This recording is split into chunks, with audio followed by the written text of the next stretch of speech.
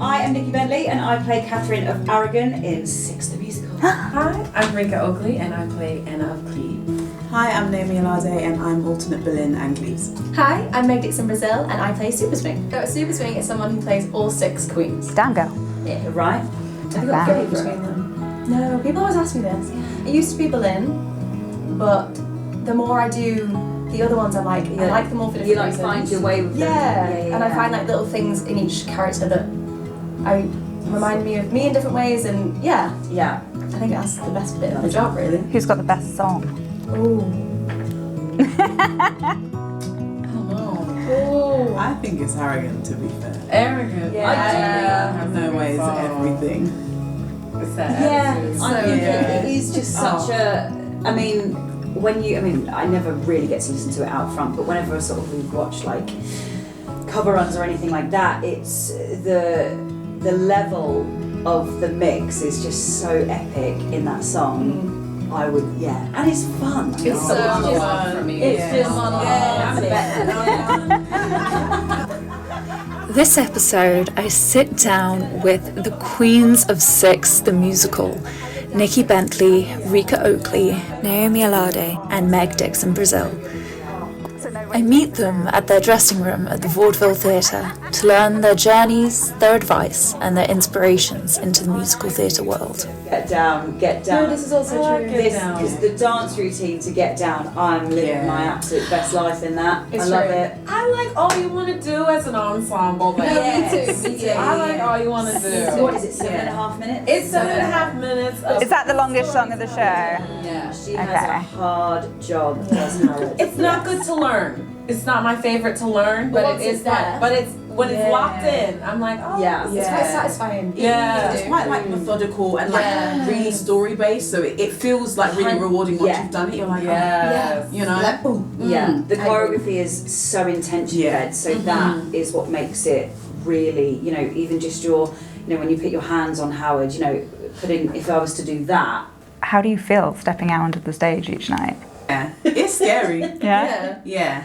It's scary. I think it couldn't be what it is without 6 people. Like it just, if it was just you on its own, it would just be a different story. But I think it's like the combination of every single person. Like I just think it's like the perfect like chemistry like thing where it's like you don't have to. It's scary, but you know that you're not there by yourself. Yeah. So like you're not the one that's solely responsible for creating this massive, powerful image. Yeah. You're just 1/6 of it. So like you bring what you bring, and you can trust that everyone else is bringing what they bring, and that's what makes it hit. Like that's what makes it powerful. And I think so. As much as it's scary, it's like really fun and exciting because you're having to trust all these other people, and also like giving the audience something that they're not expecting, and you're part of like creating a really special evening for them because they get to interact with you and they get to like talk to you and compete in this competition, and like I think that's really fun and special for them as well, because usually they're thinking, okay, like we've got to go to the theatre and sit and be quiet, which as you should, it's not karaoke, but it's like it's nice because they can kind of like let loose, and they can cheer for you, and they can be like, yes, go, you go. Like they can do all that stuff and not feel bad about it, which I think is really special for them too. So the first number to me is the scariest. There is so much going on. Yeah. It is. I mean, there's smoke. It's a you can't see. And you're just like, oh my god, if I wasn't nervous now, And when the Kabuki. that's the word. Kabuki opens in most of the time. You hear this massive scream. And you're like, oh my god. Yeah. But that doesn't. We always that's why we were laughing, because that sometimes we don't get that. And I think it's going back to what Naomi was saying, is that some people are so used to being told to like be quiet and not make noise. So I think a lot of that comes from the people that have seen the show before, and they know, because as soon as they cheer, we all go, it's going to be a great show. When they don't, that's when it's like, oh God, like you're trying to like break that ice, and that can be hard. Most days we hear the screams. Like most days they're cheering, they're with us, and it just like makes you crack a smile almost. And you're just like, okay. Ready. feel so like empowered and like especially like with No Way starts it off and it starts off strong. Yeah. And I think that energy just continues to carry and like everybody's so funny and that like it's so hard to not laugh during the show sometimes. Being in a show where all 6 of you are are equals in every word, every aspect of the word, that in itself, knowing that you've got 5 other people with you that are feeling exactly how you are in that moment, for me, takes so much pressure off, and knowing that you can just have a little squeeze of a hand or something, and it just, we have like a little ritual before the show where we all do a little fist pump, and that all just kind of happened very naturally in the first week of doing it, and now it's our way of sort of like hyping each other up, and it's such a great, because again, like Naomi said, it can feel so overwhelming in that first moment, because you're walking out and you are like, and I can imagine as an audience member that can look quite intimidating because we're coming up trying to give it like Beyonce, but you have to kind of keep a smile on your face, and I remember them saying that they specifically wanted you to do that, and as much as you're looking powerful in that moment, you're looking inviting, you're not looking like I'm about to tread on all of you, like, and that's, I think, can happen if people take it the wrong way, and I think in that beginning moment it can go either one of 2 ways, and then you've got like the opening chat to then really go, this is who we are, this is what we want you to do, and then like Reca said, it just then snowballs then and goes into but it's a thrill. I mean, it's hard, but it's a thrill, like it really is. You guys are auditioning, do you know which queen you're going for? Yeah, personally, I have like an idea of like what I want to do, and then they throw all these other queens at you. Yeah. And you're like, okay, well, I have to give it my all for all of them. But like, you kind of like put a little stomp on the one you want. You know what I mean? And then you get it. And then you try to get it. Yeah. But I mean, when you go through like the audition, you go through all the queens and you're auditioning with all of them, you find like a personal thing that makes you like each queen. So at the end, you're kind of like, well, I like all of these queens. It'd be fun to play all of these, but you always like go in being like, So sometimes you have this rehearsal process with just Howard. And I was like, oh my god, this is so crazy. She's the scariest, in my opinion. And I was like, oh god. And then during my first audition, they then asked to see like 2 others while I was there. And I was like, okay, sure. And then on the spot, and you hadn't prepared for that. I had obviously done them as rehearsal swing on NCL. Of course, But I didn't prepare them because they said just bring Howard. And they were like, do you want to just do Seymour and Berlin while you're here? I was like, okay. And then from then on, did those 3, and then they put Pa into the mix. So I didn't really know what was going on, but then a little bit further into the process, they did say on the bottom of like my email, it'd be like consideration for Super Swing. So I kind of knew that's why I was doing so many. To be that stupidly talented that you cover every single queen in the show, when you look at how different they all are, like, I think you forget about that sometimes. To play every single queen in this show, that's insane. Like, I bow down to you, like, because I couldn't do that. Wowza. Yeah. Vocally, are they quite different? Yeah, I think obviously you put your own spin on things and you come up with like your own riffs.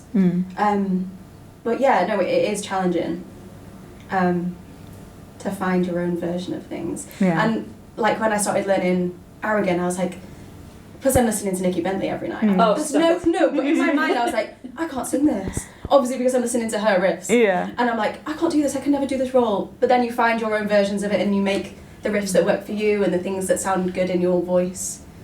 So even though you're like, how could I do all these different styles? Because obviously all the queens are based on pop stars as well. So that's quite scary, you know, like they're all so different, but yeah, you just kind of have to find your version of that. That's true. Okay, which pop star are you? Well, you're all of them, but which pop star are you based off of? Berlin is like kind of like a punk, like Avril Lavigne kind of vibe. Okay. And Cleves is like a Nicki Minaj, Rihanna hybrid. Okay. That's definitely. Howard is like Ariana Grande. And like Brittany. Brittany, yes. Alicia Keys. Alicia Keys. Yeah. And you're Queen Bee. Yeah. Which is a lot of pressure. Which is they're all a lot of pressure. Yeah, a lot of pressure. Yeah, and I personally found that quite a daunting thing when they were explaining all of that. I was like, I couldn't be anything further from Queen Bee, but now I have to like step up to this character that is, you know, this huge, big, sort of strong, you know, and it really daunted me at first, and I think it still does, if I'm honest. And so, as incredible as that is, do you find that sometimes adds like a bit of definitely pressure? But it also makes sense. It helps with you can see where the influences are through the songs and through the costumes and the wigs and the makeup and.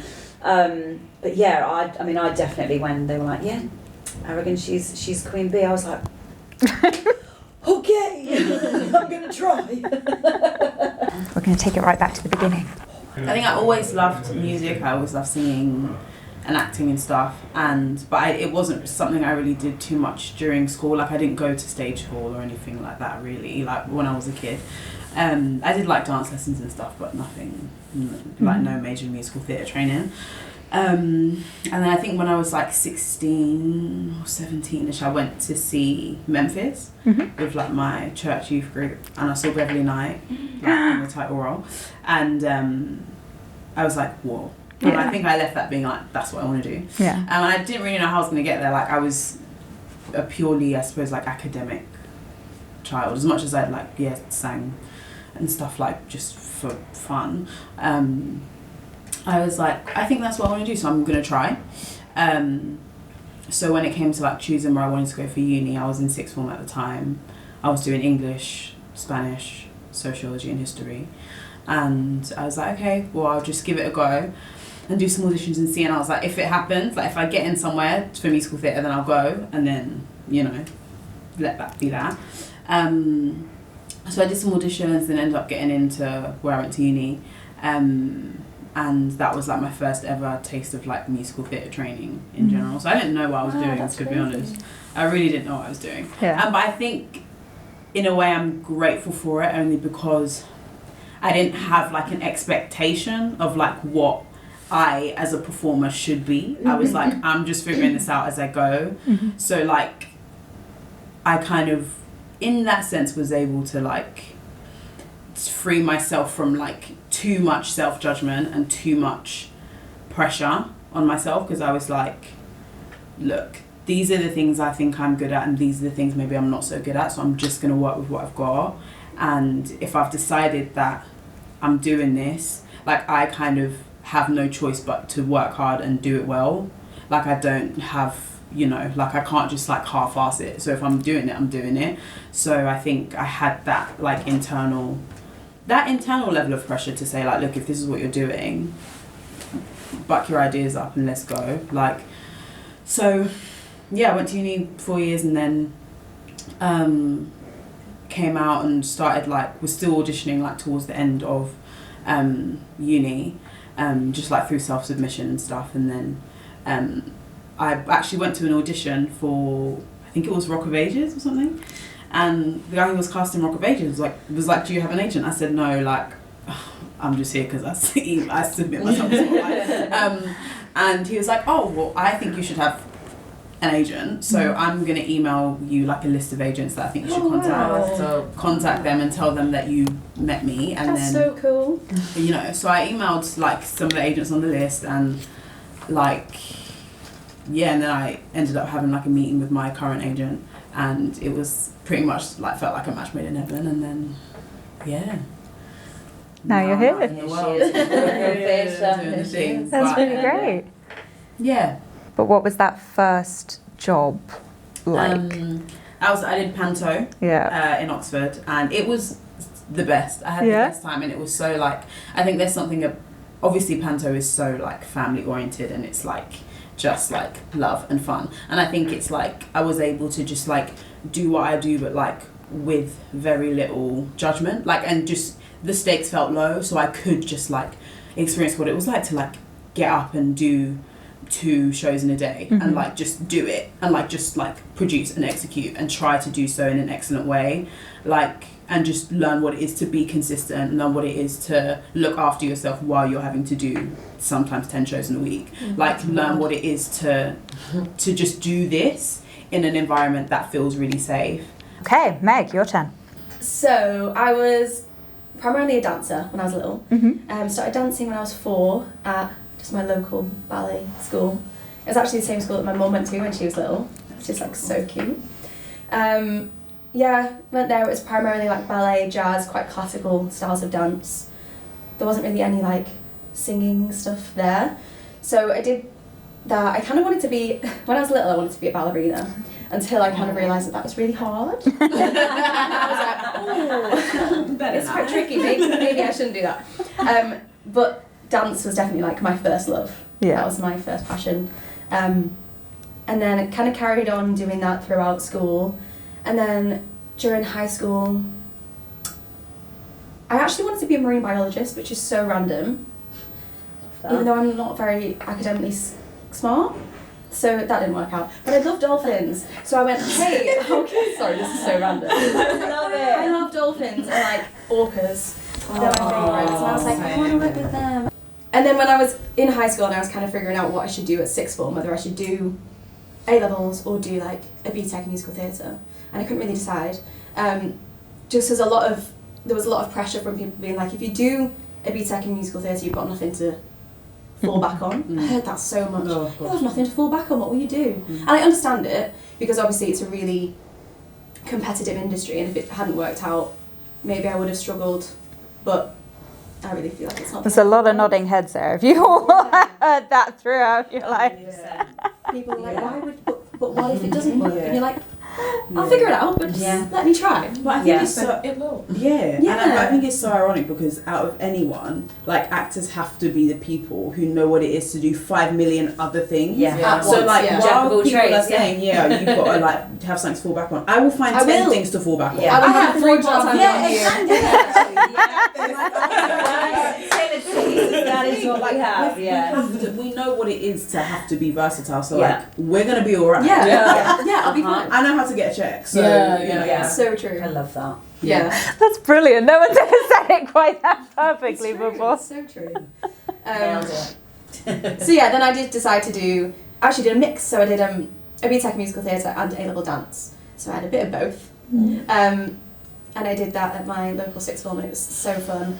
And then, I didn't actually get to the point where I decided I wanted to do musical theatre. Sorry. It's fine. Go back. I think I was like, me and my family are all very musical. My grandparents actually met at an amateur dramatics club, which is so cute. I know. And obviously I've explained my mum did dance when she was younger. We're all very musical, and I grew up watching theatre a lot, but I never thought it was something I would actually do. Obviously I thought I maybe might be a dancer. And then I remember one time I went to see Wicked with my grandma, and I was like, Wicked? And I was like 8 or 9, and I watched it, and I was like, I'd seen the musical theatre before, I'd watched musicals all my life, but there was something about this show that I just watched it and I went, that's it. Wicked was my one as well. Not to be a performer, obviously, but that was my one. I think it is that show for a lot of people. Especially as a young kid, it's such a massive production, and it's this classic story that we all know just being retold in such an amazing way, and the music, and I just went, and I went, that's what I want to do. So from then on I was like, right, ballerina no more, marine biologist no more, let's do musical theatre. So then went through sixth form, then auditioned for drama school, got into my dream school, GSA. Yes. And then graduated, it was a bit quiet for a while, worked in a shoe shop for a year, as you do, auditioning, and now here we are. Here we are. Super sweet. Now we just need a musical about orcas and you'll be... Exactly. Well, funny you should say that, because my first ever production I did at school was a show called Ocean Commotion, which was about, and I still have I'm showing my age now, the cassette recording of, and I played the Bottlenose Dolphin, and it's all about, I have to, how have I never heard of this? I have to show you now, because there actually is a musical, but called Ocean Commotion. Oh my god, Big up to Whippingham Primary School, the answer. Wow, that's so cute. So the commotion, catastrophe at sea. Hey, they lay the blame on me. Who sings that? I think it's like the Great White Shark sings that or something. Oh, no, the Great White Shark. Yeah, and my song was about like wanting to break free from. I was in a like a sea life centre. Oh. Yeah.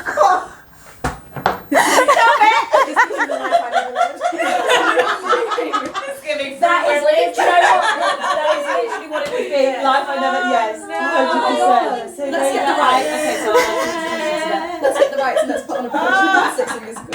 That broke my heart. That's incredible. That's so funny. I'm so glad I can move on from my life knowing that that's a thing. I love it. Oh, Reca. Let's do you. Oh gosh. Tell us about you. Okay, so I grew up wanting to play basketball. We'll start there. But I was like always this strange child. Like, you know those children that are just like in the furniture store and they're just talking to themselves. That was me. I'm not gonna lie, I'm not lying to you. My mom, who's very like normal, is like, get over here. So she would like, yeah. So I was always that person and I never knew where that personality belonged. Stick with me, this is a story, okay? So then like growing up, I just always had this weird, strange personality. And then playing basketball. And then it wasn't until I was going into high school, which, what is that here? I don't know. Secondary school. 13. Like 13, yeah. Yeah, it's similar, yeah. So I'm like going into high school, and I remember my sister, my older sister, would always go to Disney World for free. And I'm like, how did you do that? And she was like, oh, I'm in chorus. And I was like, oh, what's that? And so I wanted to go to Disney World for free, so I knew I was going to join chorus in high school. Mm-hmm. But then one of her like chorus friends was in a show called Beauty and the Beast. And I was like, can I just go? And she was like, sure. I felt great because I was with high school students. So then I went to see Beauty and the Beast, and it was Lumiere, that character. Yes. Lumiere, I was like,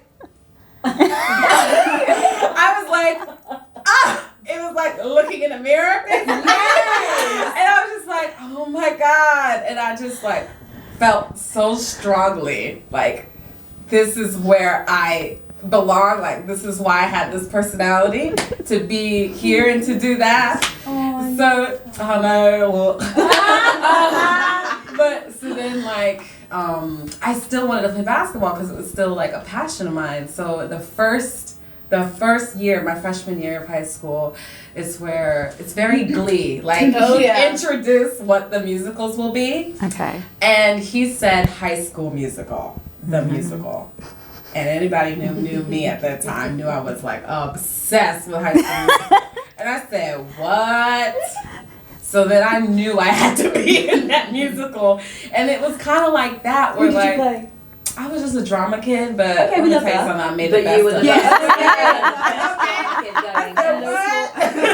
best. But like, it was so weird because I never had any training. I never had anything. So like auditioning for High School Musical, his name is Mr. Pennington. Mr. Pennington would be like, Reca, you know you've got a voice. And I'm like, what? Okay, I'm just matching the pitch. Like, you know? But, yeah, so it was just kind of like that for all of my, like, high school years of, like, I looked at it as, like, a social thing. Like, I felt like I belonged in this area, and then it was, like, a plus that I was good at it. Mm-hmm. But I really didn't take it, like, super seriously until, like, junior year of high school, where we started going to, like, competition, and then, like, I was like, no, like, I feel like I can do this. Like, I started taking it a little bit more seriously of, like, getting roles that I wanted and, like, really taking the time to research things and audition songs. And, like, I think from then on, basketball kind of just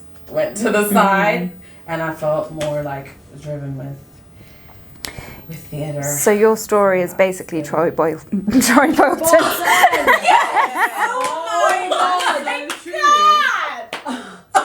Wow. You did Yes, I'm the Troy Bolton. Yes. Wow. That's crazy.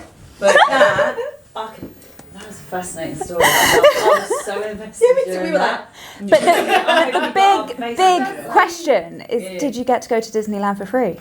Not only did I get to go, I worked there. Oh! Okay. I worked there. So I went to university for BFA Musical Theater at University of Central Florida. Mm-hmm. And then auditioned for Disney World, thinking, because they have like subs, I was auditioning for the Festival of Lion King. And I thought I was just going to get sub. And then they're like, no girl, full time. And I said, oh. And then I remember I was like, I don't know, because it was like a choice. Because BFA Musical is very strict. You need to be there. And I called my friend up and he was like, okay, Reca, but you're broke. So just go do it and then come back and then see what happens. And so I went to do it and I never went back to school. Good for you. Turns out you didn't need to. Here she is. Here I am. Oh, so yeah, that's my story. Very good That story. is that's amazing. How do you shot that? Wow. Nikki. Crazy. So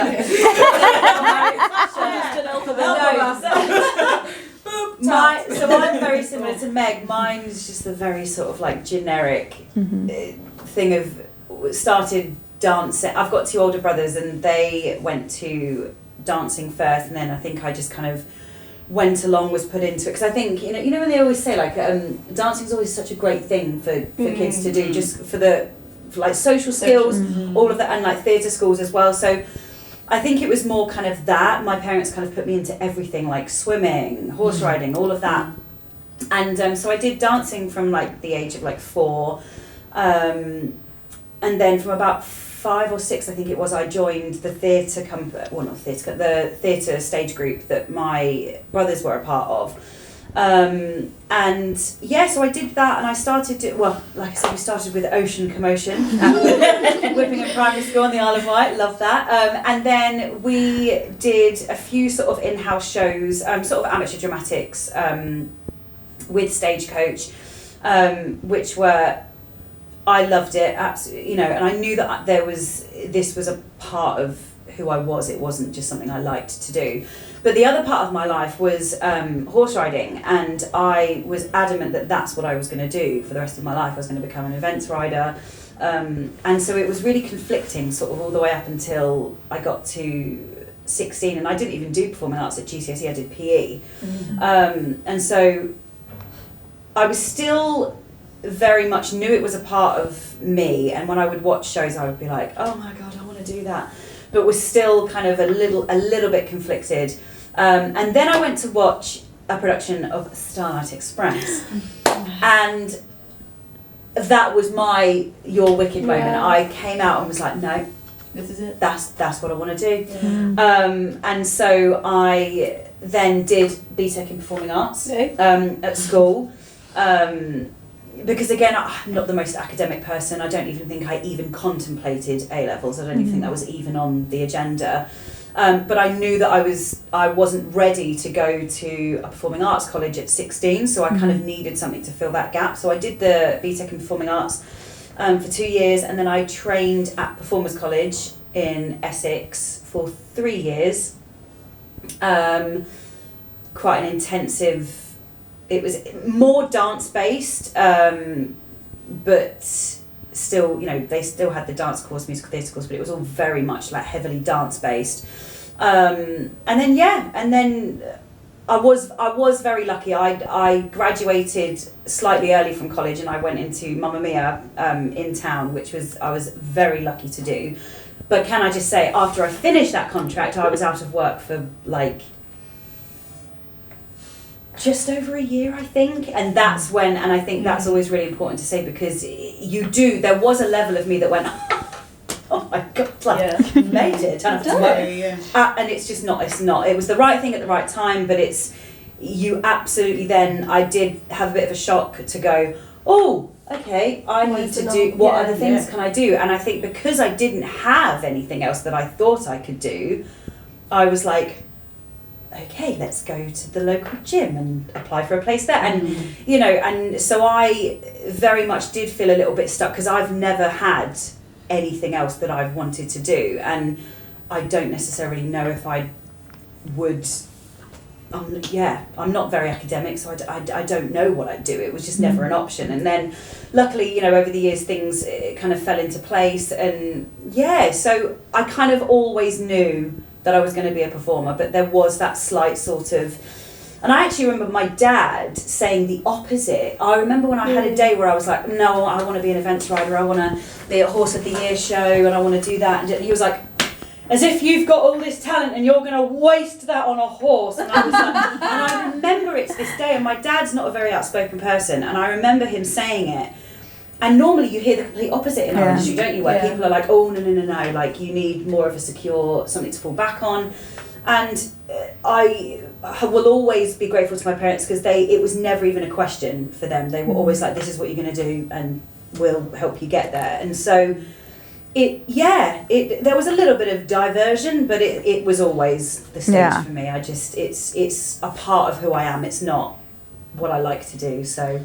Yeah. And here we are. Mamma Mia was my first job, and I went in as a swing, and obviously going into that, I was like, what's the swing? What does the swing do? And so I had to kind of learn in the moment, and I remember being sat there, and this was all before, you know, phones are done, kind of only, well, smartphones, should I say, had only really sort of just come on the scene. It was all, you all had your pads, and there was no iPads or anything like that, or we had to literally draw the stage on our pieces of paper, and I was like, I don't know what I'm doing, because I'm much more a practical person than, you know, writing it all down. But you get the hang of it, don't you? You kind of just go, okay, the more I've done that, you know, and then when you've not been on for a track for a while, you go back to your, what we call like your little Bible, and you go through and check what number you're supposed to be on or whatever. But it was obviously, and you know, Mamma Mia is such an incredible show. Like, it's one of the best feel-good shows out there. So to have that as your first job and it be in the West End as well, it was incredible. So I feel very lucky to have had that as my first job. In that journey, like, I mean, it could be continuous, but what was kind of the biggest hurdle or challenge that kind of maybe stopped you from following this path that you wanted to? I'm like, I've got mine. Go for it. You go then. You go. Just like fear itself of like, because especially when you have like a practical family and you're the only one that's doing this job that's like very like, you know, you're on for maybe 6 months and then you're in a retail job and you're just kind of like struggling in that way. It's just kind of like the biggest hurdle is like having a family that didn't really understand the craft. So like they are coming at you and saying like, just from a practical standpoint, like, well, maybe see what age you can get to, and if it's not working at this age, then maybe like come back here or do this, or my family's military, like come to the military. And it's just like, it's almost like you're fighting that because you're fighting, but then you don't have an argument because it's like you're fighting it and like you're saying, no, I think I'm in the right place, but there's nothing that's coming to you, like no job. You literally just have to continue that lifestyle of like being an actor that's working retail and then like doing auditions, but like rent is due on the 1st and it doesn't care. You know what I mean? So like I think like really overcoming all of that is probably my biggest hurdle. How do you overcome that? You just have to like, for me it was just standing on my truth and like continuously fighting. Just keep for swimming. What I knew would like come in the future. Like I had no idea all of these things would happen, but it was just like I didn't have an agent, so I was just like kind of like going from the ground up and like choosing auditions smart, like for instance, with this job, like, okay, Pearson is also casting for cruises. I've been in cruise, so maybe I can make that connection. You know what I mean? Like, doing things like that. But I think you just have to continue believing in yourself and knowing what you can accomplish and saying, and as hard as it is, fighting those people that have good, like, intentions behind it. They're not telling you can't live out your dream. They're just going from their fear. Yeah. You know what I mean? Because they're just not used to this. Then they want you to, like, be able to support yourself, but knowing that, like, this is what I'm kind of called to do. So I'm going to continue until I see it come to fruition. Yeah. So it's hard. I'm still battling that. No, I think it's an ongoing journey. Yeah. I don't know anyone I've interviewed who's gone like, I'm good. Like totally secure in this choice, you know? It's like I sort of, when I finished the show before I did this, I didn't do another sort of big show for about 2-3 years, and I was like, oh my god, am I going to work again? I need to do something else. But I knew it had to be within the industry, but I didn't know what it would be. And I got into teaching, and thank God, fell in love with it. And that I kind of now know I always have as like the kind of, not backup, because it's not a backup, it's it's such a rewarding job in other ways, and being able to kind of see people that you kind of go, oh my god, like you were literally me, and being able to, like, it's so rewarding. But it's so scary even in those moments when you're sat there trying to preach to your students, like, this is what you need to do, whilst you're currently trying to audition, because in a way you kind of want to go, in the nicest way, that there's a reason I'm here right now and not on stage. The reason I'm teaching right now is, yes, I love it, but it's because I'm not in a show. And I think that is, it's so testing, and I think I can't even begin to imagine. I've had friends that have had like similar experiences with family that don't quite understand of how it works, and and I just, hats off to, because I can't even imagine how difficult that would be, because I do worry that I'm the type of person that if my parents had been like that, I wouldn't have pursued it. I would have just gone, oh, we'll go down with like the horses, or and then that kind of turned into, oh, I'll be a mounted police woman, because then it's kind of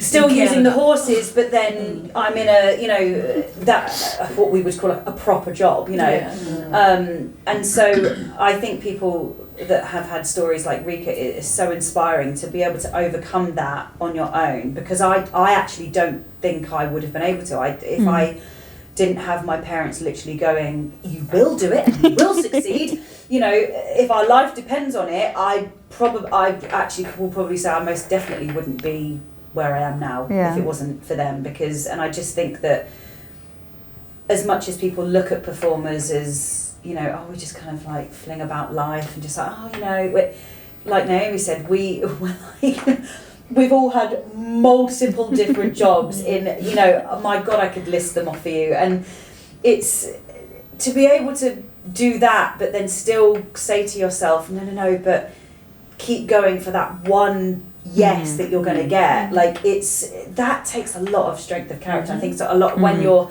doing it yourself, you forget that, because you always think, you're like, oh, I'm so weak because I'm crying all the time because I can't get a job or whatever. And it's all about the timing and the right show at the right time, but also, especially nowadays, there are thousands of people that are in this industry. Like, it is just down to the better person gets the job, and that's why you just have to, as yourself, really work at your craft and be the best that you can possibly be at your art. Like you said, Naomi, like what your strengths are, and you have to really home in on that and I guess trust that it'll happen. But the only thing that I know for me that I used to say to my students and that I say to myself is that when there have been days where, and actually over the last couple of years, I definitely had those moments of like, maybe I'm going to have to give up because I don't know if it's going to happen again. Maybe I just, I'm loving teaching. It's a great wage. Like this is, I could have this, the normal life, as people say. But I knew that I wouldn't be fulfilled. And so that was enough for me to go, okay, I will keep, I don't know, living paycheck to pay, that kind of lifestyle, because I know I wouldn't be truly happy if, I had a lovely wage that I knew was coming in every month, every year, had a house, did all, you know what I mean? I just I wouldn't be fulfilled. I wouldn't be happy. So that's the thing that keeps me going in those really hard, and that they are hard times. Okay, let's pivot then. We've talked about some of the challenges, but how do you look after yourself in those challenges? Like, what do you do? Like, you're having the shittest day and you've got to go out and perform. Like, how do you look after yourselves in this industry? Oh, it's hard. Yeah. I don't think I even know that yet. I think I'm figuring that out. Yeah. Because this is my first job and I feel like I don't fully know yet. Learning as I go. 100%. Yeah. I think, like, putting everything into perspective and just, like, sometimes decentering yourself from the thing. So if I ever feel like, oh gosh, like I'm really tired, and because the reality of the situation is, when you're whether you're in a situation where you're auditioning for shows or whether you're in a show, there's always going to come a time when you actually, as a human, don't really feel like being in front of a bunch of people, whether that's in front of an audition panel or in front of an audience of however many people. There's some days when you just don't feel like doing that, and like putting yourself in front of a bunch of people to be looked at and watched and judged, and that's very okay. That doesn't mean you're not grateful for your job. That doesn't mean you don't love this thing enough. Like, there is no contract I've had to sign that signs my life away to, like, I love this and nothing else. Like, that's not real. Yes, we love it. Yes, it's our passion, and yes, we are so grateful to do it. But there are days like when you just don't feel like it, just like with any other job that anyone else they might love. There's days when you don't feel like it, and I think if I ever do have those days, I think, okay, well, let me just, this isn't about me. I'm doing this for all those people who've paid to come and watch this show, right? But then also I think just not allow, as best as I can, not allowing my day to be crafted around just the event of doing a show. Like, doing something in the day that just, like, makes me breathe a little bit. Just doing something during the day that I also enjoy. So whether that's, for me, sometimes it's like going to a coffee shop and reading a book, like things that see like that, or like going and journaling, or like meeting a friend for coffee or whatever. Just doing those things in my day that bring me like little pockets of joy, that kind of just like make the event of coming in and doing a show not the most important and valuable thing you did that day. You know, and just valuing that, I actually went and spent some really good quality time with a friend of mine that I haven't seen for ages, or I went and, you know, got on the treadmill for 20 minutes and walked for a bit, or I went for a swim, or did whatever. You just do things that just reaffirm the fact that you're human and that, like, you're not like a performing machine, and that just give you, that just stimulate other parts of yourself as a human. Can you pinpoint or articulate a specific moment that was kind of a crucial learning experience for you in this world? It was definitely when I did Wicked. Elphaba is a beast of a role, but also one of the best. And you really learn things about yourself. I think anyone that's ever played that role or done a show to that sort of extent, or played a part to that sort of extent, you learn a lot about yourself in those moments, because it's hard. Like, that is a tough cookie. And when you're, from my personal experience, when I went into taking over the role, it was quite unexpected, and to be honest, quite early on in my career than not necessarily maybe what it should have been, but prior to that, I'd only ever covered roles, big roles, but I'd only ever covered roles. I would have thought that sort of like the natural growth would have been, taking over a smaller principal part, and then, Elphaba for me was like the ultimate. So that, I was like, I've got another 10 years, great. And so it's, you take out the whole sort of physical side of it of, your actual ability to do the job, because it's not about that. That's one thing, but the other side of it is how you deal with that level of, having to, because you have to literally dedicate your entire life to that role, and to be fair with it, even with a show like this, there are days where I have to tell myself and do what Naomi just said, which is go and do other things, because I don't. I'm probably one of the worst people that my whole days revolve around what I'm doing in that show in that evening.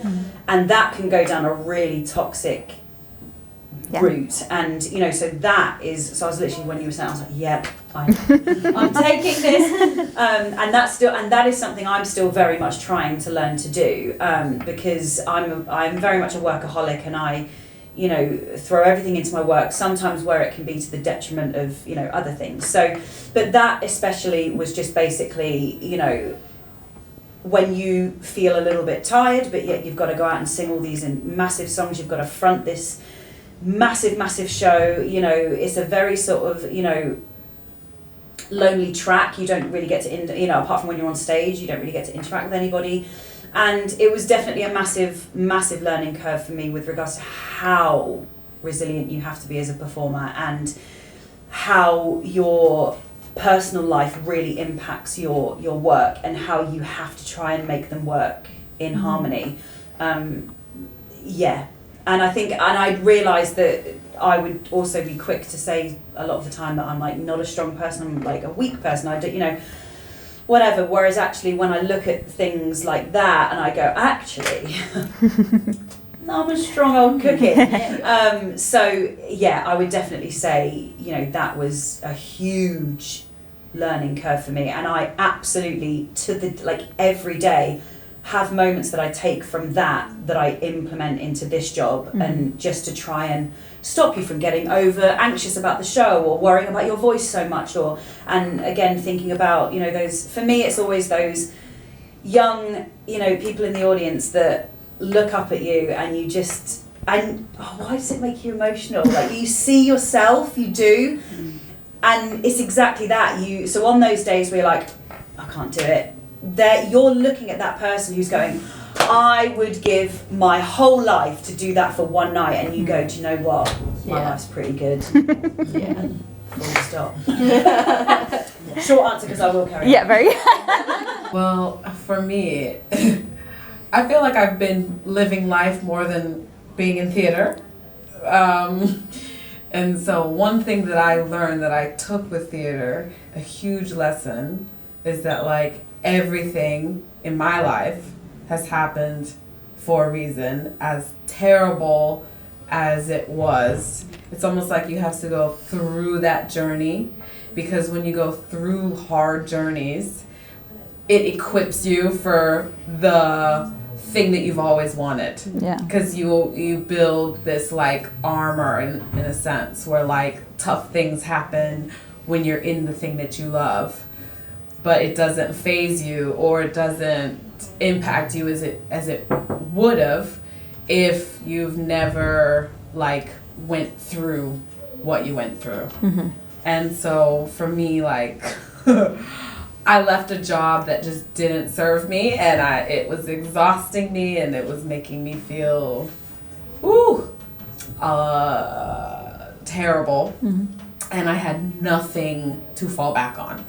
Like, no job. I was just like, I can't do this.